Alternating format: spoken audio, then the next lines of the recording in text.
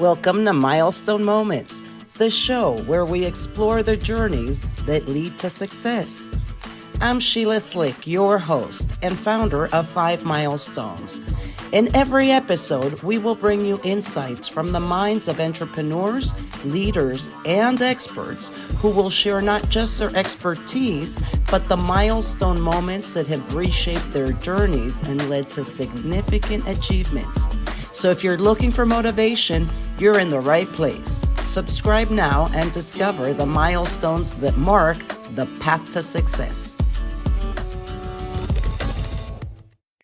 Welcome to another episode of Milestone Moments in Business and Leadership.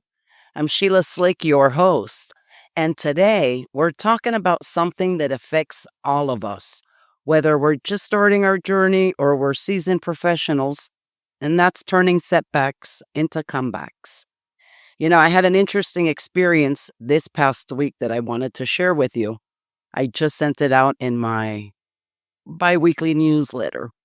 After 12 years of building my network, my community on X, formerly known as Twitter, I suddenly found my account suspended. Just like that, I was locked out of my community. I was unable to connect with the network that I've spent over a decade building.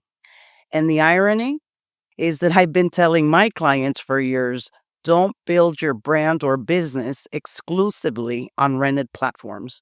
And now I'm living my own advice. And honestly, it's been quite frustrating and, of course, a wake-up call. Here's how it happened. I downloaded an app to help clean up followers, and X flagged it as inauthentic behavior. Days later, I'm still waiting for a human to review it, and the struggle is real, as they say.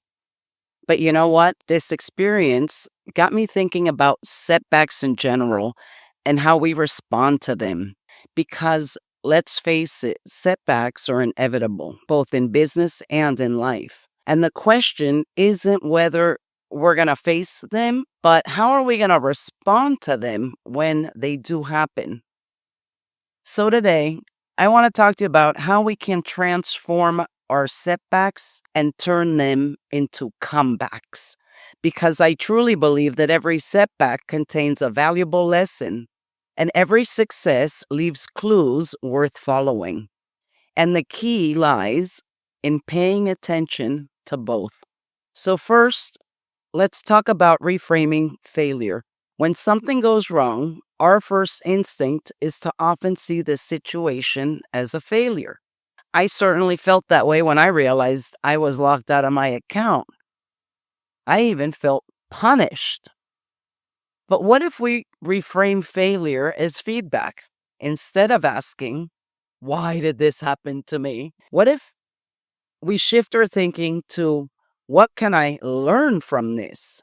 Well, in my case, this setback reinforced something I already knew intellectually, but I hadn't fully implemented. And that's the importance of being able to connect with my audience through other channels that aren't as rented, like an email list or perhaps phone numbers, right? Where I can reach out via text. The second thing I found helpful was what I call the power of a pause. When the account was suspended, I initially felt that urgent need to fix it immediately. But taking a step back has given me the space to think more clearly. And sometimes we need to pause, we need to breathe, and we need to process what happened before we can respond effectively. It's not about giving up. It's about creating space to think clearly and to respond thoughtfully rather than impulsively. Now let's talk about staying connected to your why. During tough times, it's really easy to lose sight of why you started in the first place. My why has always been about helping others navigate business, navigate transitions, leverage technology, and find clarity in their next steps. This setback actually reminded me of that purpose. It has given me an opportunity to practice what I preach and to share this experience with you, turning it into a teaching moment rather than just a personal frustration, even though that's real. Another strategy that's been really helpful for me is taking micro steps to regain momentum. After a setback, getting back on track can feel overwhelming. But the key is taking small, consistent actions rather than expecting everything to fall back into place at once. Even though it would be nice, it doesn't always happen that way.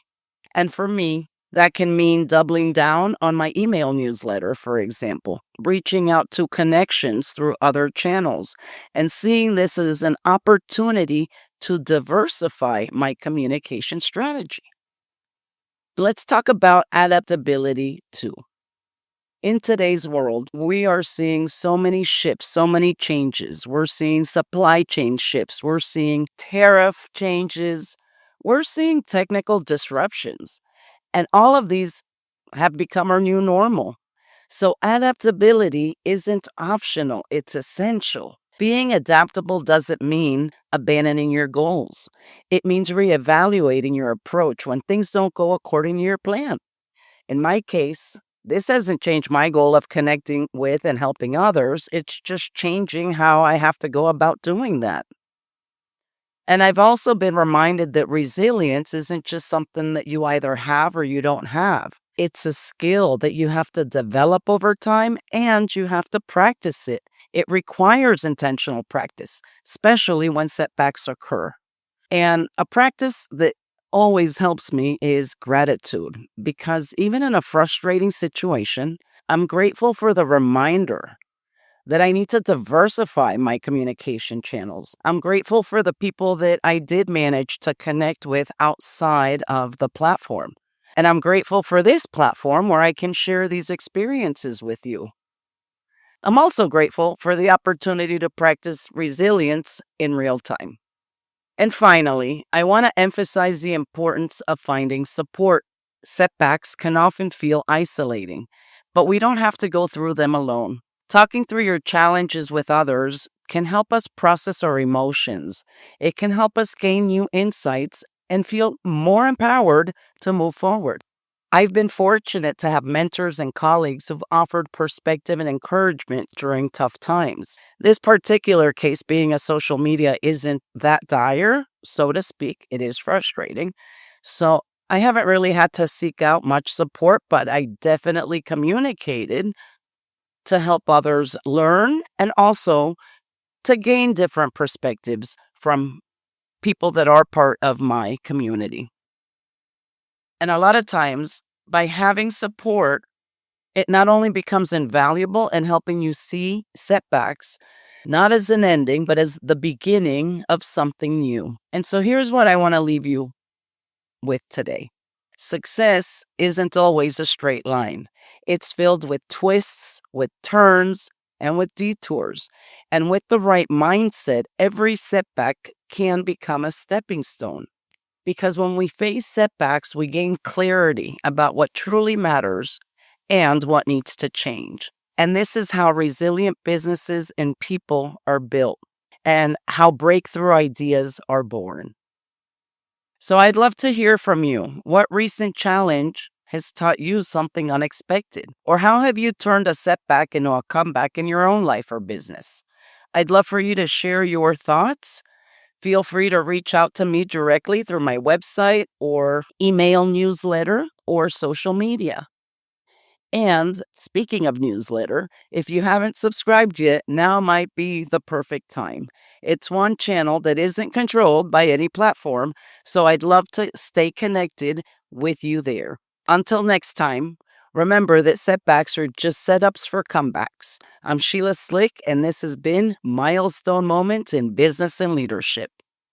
Until next time.